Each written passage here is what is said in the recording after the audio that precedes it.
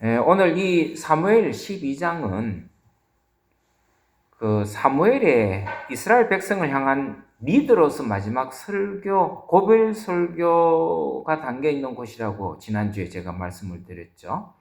그래서 사무엘상 12장은 좀 사무엘에게 있어서는 특별한 그런 곳입니다.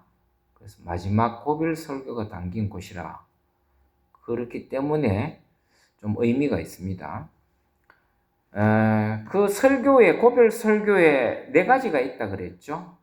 지난주는 그 첫 번째를 제가 말씀을 드렸죠. 그게 뭐예요? 1절에서 5절까지 나와 있는 자기가 이스라엘 지도자로 있으면서 부정과 부패에 연루되지 아니하고 지도자로서 깨끗하게 살았다라는 것을 고백했죠. 그리고 많은 사람들이 그걸 인정했고, 그래서 그걸 왜 굳이 그 얘기를 했느냐? 적어도 지도자가 되려면은 부정과 부패하지 않아야 된다. 리더는 뭐 그게 한 그룹이든 한 나라든 뭐 어쨌든 적어도 리더가 되려 그러면은 깨끗해야 된다 이 말이에요. 부정과 부패에 연루되지 아니하고. 그리고 이제 오늘은 그 두 번째와 세 번째 이제 그 설교 내용이 담겨져 있는 것을 저와 여러분들이 읽었는데, 두 번째는 6절에서 12절까지인데, 거기에는 뭐라고 되어 있냐면은, 하나님은 신실한 분이시다라고 하는 것을 잊지 말라는 거예요. 예. 너희들이 섬기는 그 하나님은 신실하신 하나님이시다. 다음에 이제 세 번째로는 이제 13절에서 18절까지 읽었던 말씀 중인데, 너희가 왕을 요구했는데 그 왕을 요구한 요구에 대한 하나님의 경고가 담겨져 있어요. 네. 너네들이 하나님을 왕으로 삼지 아니하고 너네들 중에서 인위적으로 왕을 요구하고 그 왕을 세워주긴 했지만 그 왕에 대한 그 요구에 대한 그 경고, 왕에 대한 경고, 왕을 요구한 그 요구에 대한 경고의 말씀이 담겨져 있어요. 자, 먼저 사무엘 선지자는 오늘 두 번째로 얘기하는 게 뭐냐면, 너네들이 하나님의 신실하심과 그 은혜를 잊어버리지 말라라고 하는 게 그 설교 내용이에요. 그러면서 상기하는 게 뭐냐면은, 이스라엘의 그 출애굽 사건을 상기해줘요. 광야에서, 그 애굽의 노예 생활에서 출애굽 광야를 인도해 주시고, 그러니까 탈출한 거죠. 그 탈출할 때 하나님께서 이스라엘 백성들을 애굽에서 이끌어 주시고, 또 아무것도 없는 그 광야에서 40년 동안 먹는 거, 입는 거, 마시는 거, 거기에 대한 모든 것을 책임져 주셨던 그 하나님의 광야 생활을 이끌어 주신 하나님의 은혜를 얘기하는 거예요. 왜냐? 이스라엘 사람들이 그 광야에 있었을 동안에는 하나님의 그 신실하심, 자기네들을 보호해 주시는 그 하나님에 대해서 잊지 않았어요. 왜 그러냐면 그거 당연한 거죠. 광야 생활할 때 아무것도 없는 그 광야에서 40년 동안 먹었죠. 마셨죠. 입는 거 신발이 닳지 않고 의복이 닳지 않는 그런 기적을 체험했죠. 또 낮에는 구름 기둥으로, 밤에는 불 기둥으로 인도해 주시는 것을 이스라엘 사람들이 경험했어요. 그 자기를 지켜주신, 이스라엘 백성들을 지켜주신 그 하나님의 변치 않는 그 신실하심과 또 그 보호해 주시는 은혜를 잊을 수가 없죠. 그 광야 생활 동안에는. 근데 그 하나님을 왜 지금 거론하느냐? 이스라엘 백성들이 하나님께서 가나안 땅으로 인도해 주시고 나서부터는 정착 생활을 했단 말이에요. 가나안은 젖과 꿀이 흐르는 땅이라 정탐꾼들이 다 그런 얘기를 했잖아요. 그만큼 가나안 땅에는 풍족했어요. 모든 것이. 그리고 이제는 옮겨 다닐 필요가 없잖아요. 왜냐하면 하나님께서 다 족속대로 땅을 배분해서 줬고 그 땅에서 정착해서 잘 살도록 해주셨기 때문에. 근데 문제가 뭐냐? 그 하나님의 은혜를 가나안 땅에서 정착하면서부터 점점 잊어버리기 시작한 거예요.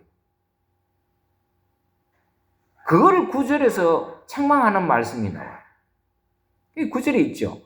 너네들이 어렵고 힘들 때 하나님이 베푸신 은혜를 이제는 살만하니까 잊어버렸냐 이거예요. 잊어버렸다는 거예요. 잊어버렸다. 여기서 우리가 기억할 게 뭐냐면은 하나님의 은혜를 잊어버리는 순간에 우리 인간의 불행은 시작된다. 하나님의 은혜를 잊어버리면 인간의 불행은 그때부터 시작되는 거예요. 우리 인간들이라는 게 참 간사한 것 같아요. 은혜를 베풀어 주면 그걸 감사히 여기고 잊지 말아야 되는데 그게 너무 잘 잊어버린다는 게 문제예요. 하나님께서 은혜를 베풀어 주시면 그런 것 같아요. 저희들도 이렇게 지내다 보면은 참 우리도 어렵지만은 그래도 어려운 가운데서도 어려운 사람을 이게 돕고 이러면은 감사할 줄 알아야 되는데 그 당연시 여기는 경우도 있어요. 어떤 경우에는 호의를 베풀어 주면은 감사하게 생각을 안 해요. 그걸 당연하게 생각한다. 그래서 옛말에 그런 말이 있잖아요. 오죽했으면 그런 말이 나왔겠나 싶은데 그 은혜는 어디에 새기고 흐르는 물에 새기고 또 원수는 바위에 새긴다. 이 거꾸로 된 거잖아요. 은혜는 바위에 새기고 원수는 흐르는 물에 새겨야지. 근데 인간의 습성이 뭐냐면은 은혜는 흐르는 물에 새긴다. 금방 잊어버린다는 거예요. 금방. 근데 뭐 조금 서운하게 해주고 또 조금 뭐 불편하면은 그거를 마음에 새겨버린다. 그게 인간이다. 그만큼 우리 인간이라는 존재는 감사할 줄을 잘 몰라요. 좀 그런 것 같아요. 감사함을 몰라요. 그러니까 은혜를 잘 잊어버리는 존재다. 인간이라는 존재. 근데 거기서부터 불행이 시작되는 거죠. 우리가 살아온 거에서 하나님의 그 주신 은혜를 감사함을 잊어버리지 않고 살면은 뭐 불평할 게 뭐 있으며 불만할 게 뭐가 있겠어요. 근데 우리 인간이라는 존재는 잘 잊어버리기 때문에 하나님의 그 크신 은혜를 그냥 또 시간이 지나면 잊어버리고 원망하고 불평하고 필요할 때는 하나님을 간절하게 찾는데 말이죠. 그것이 채워지면은 그냥 잊어버린다. 그러니까 이제 이 사무엘이 그 얘기를 하는 거죠. 왜 출애굽 얘기를 꺼내고 광야 생활을 꺼냅니까? 은혜를 잊어버리지 말라. 그 하나님의 신실하신 그 하나님의 은혜를 잊어버리면 안 된다. 우리 신앙생활도 그렇잖아요. 어렵고 힘들 때는 간절하게 막 하나님을 찾다가도 그 문제가 해결되면 그냥 하나님의 은혜가 온데간데 없어져 버립니다. 제가 그런 분 참 많이 봤어요. 답답할 때는 뭐 새벽기도 나오고 기도에 예배라는 예배 다 막 나오고 이러다가 그 문제가 해결 딱 되니까 그냥 모른 척하고 그냥. 그래서 사무엘 선지자가 일찍이 말하는 게 하나님의 신실하심과 구원의 은혜를 잊어버리지 마라. 응? 기억해라. 근데 이게 참 성경에 보면 항상 이게 반복돼요.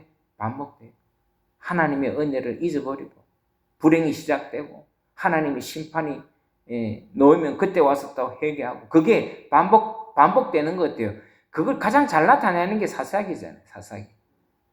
어려울 때는 막 하나님 앞에 부르짖다가 그 하나님께서 어려움을 해결해 주니까 그때부터 또 나태해지고 또 타락하고 하나님이 어디 있냐 그러고 하나님 잊어버리고 하나님으로도 징계받고 그리고 또 울면서 하나님 앞에 나오고 그게 우리 인간인 것 같아요.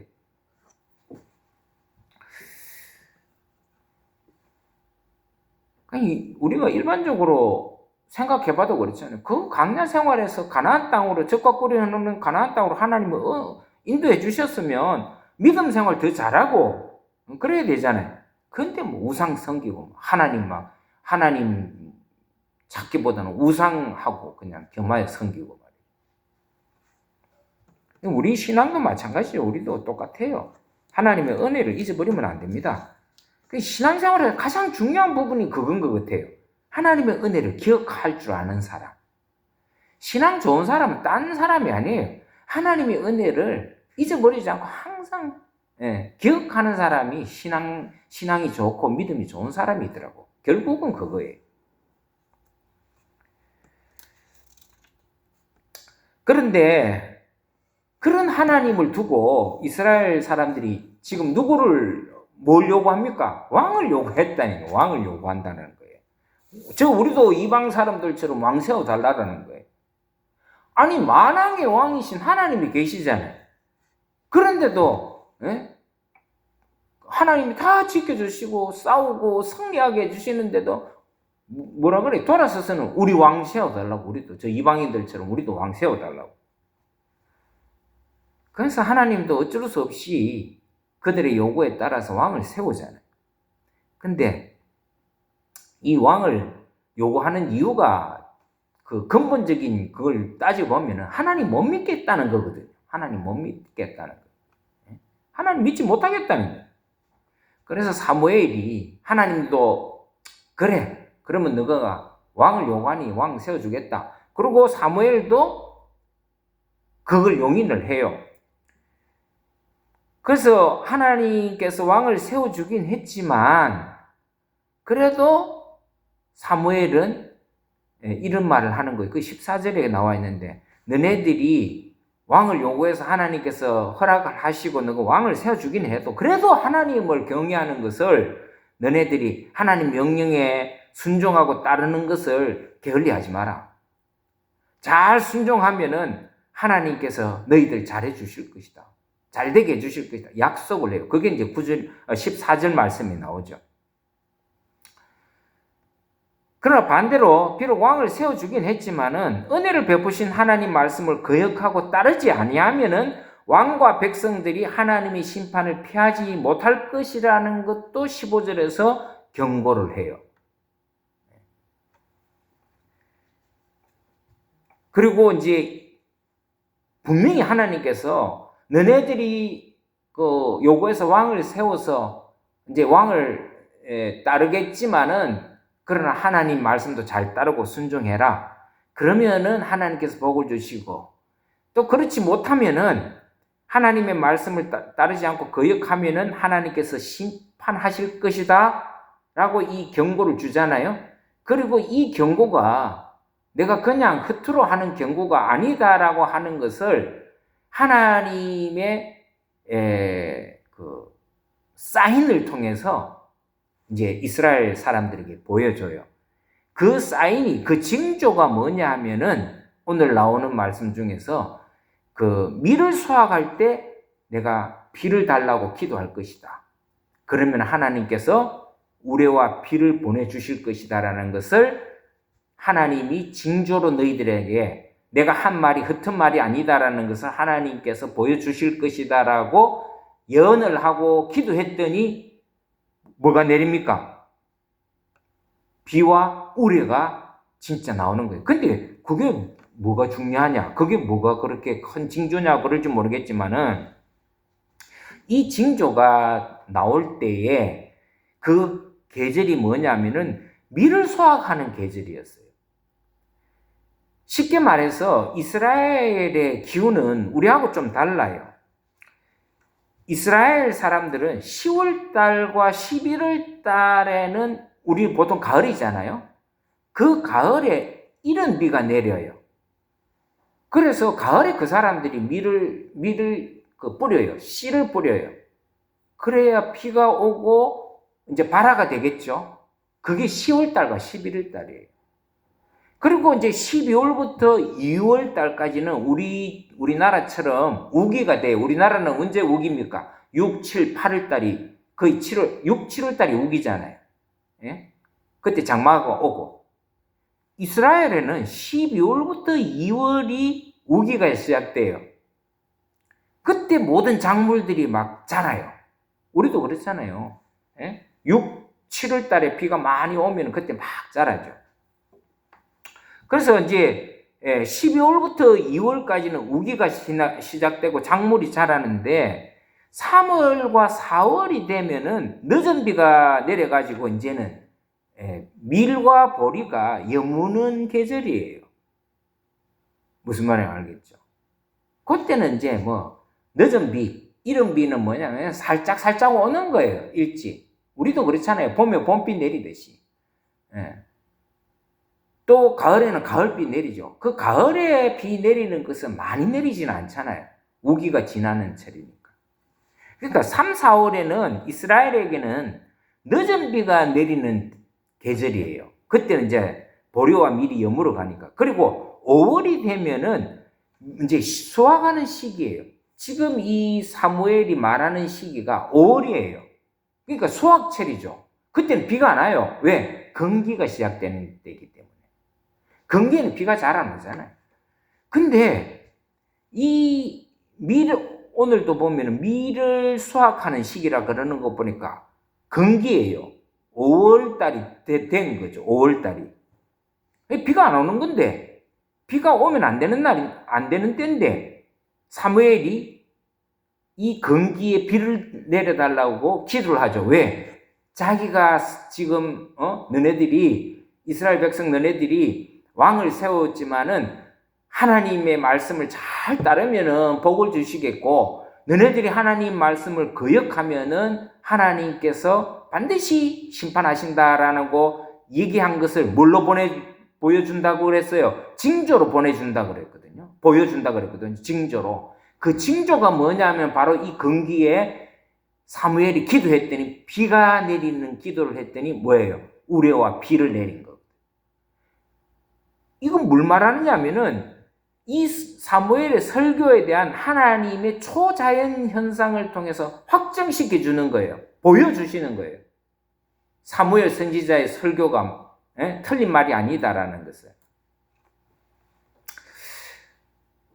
여기서 우리가 이제 교훈받아야 될 게 뭐냐면은 하나님의 은혜를 잊어버리고 경외심을 상실하는 순간에 우리는 하나님의 심판을 벗어날 수 없다. 사실 사울이 왕으로 세워졌지만은 우리가 섬길 왕은, 참다운 왕은 누구냐? 오직 하나님, 여호와 하나님이다. 여러분, 이건 우리도 마찬가지. 지금은 뭐 우리나라가 왕정 시대는 아니죠. 봉건 제후의 시대는 아닙니다. 그런데 지금은 우리가 왕이 없으니까 이렇게 생각할지 모르지만은 천만의 말씀. 보이는 왕은 없을지라도 우리가 섬기는 왕은 있어요. 그게 뭐겠어요? 물질이 될 수 있어요. 돈이 우리의 왕이 될 수 있단 말이에요.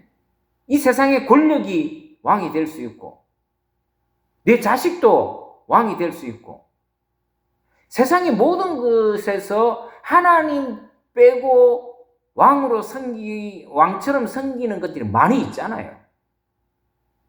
제일 많이 흔한 게 뭐예요?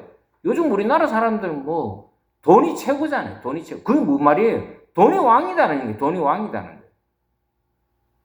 근데 우리는 지금 그런 시대에 살고 있으면서 그런 물질을 왕으로 삼고 살 때가 있어요, 없어요? 있다라는 거예요. 자식을 왕으로 삼는 사람도 있고, 돈을 왕으로 삼는 사람이 있고, 권력을 자기 왕으로 삼는 사람이 얼마나 많아요.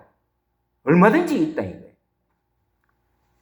그러나 그런 가운데서 우리가 살지만은 우리의 참된 왕은 누구로 왕을 삼아야 돼요? 신실하신 하나님을 왕으로 삼아야 된다. 그 하나님을 더 섬기고 순종하는 것이 옳다라고 지금 사무엘이 우리에게도 지금 강조하는 거예요. 그 하나님을 버리면 우리에게는 하나님의 가혹한 심판이 있을 것이다. 그래서 우리는 늘 하나님을 경외하는데 소홀히 하면 안 돼요. 하나님의 말씀을 순종하는데 소홀히하면 안 된다고. 그래서 주의 종이 하나님을 버린 사람들을 위해서 기도하는 일이 없어야 돼요. 이 사무엘처럼. 근데 참 보면은 저도 목사지만 우리 한국 교회를 보고 우리 한국 크리스찬들을 보면은 기도 안 할 수가 없어요. 왜? 너무 물질 만능주의에 빠져 있거든. 제가 지난 주일에도 설교했지만은 우리가 하나님보다 더 많이 섬기는 물질 우상들이 오늘 우리 한국 교회에 너무 많이 들어와 있어요. 우리 역시 마찬가지고. 그러니까 기도 안 할 수가 없죠. 근데 사무엘이 기도했을 때 하나님께서 그 징조를 보여주신 것처럼 우리나라에도 하나님께서 여러 징조를 보여주시는 것 같아요. 제가 볼 때는.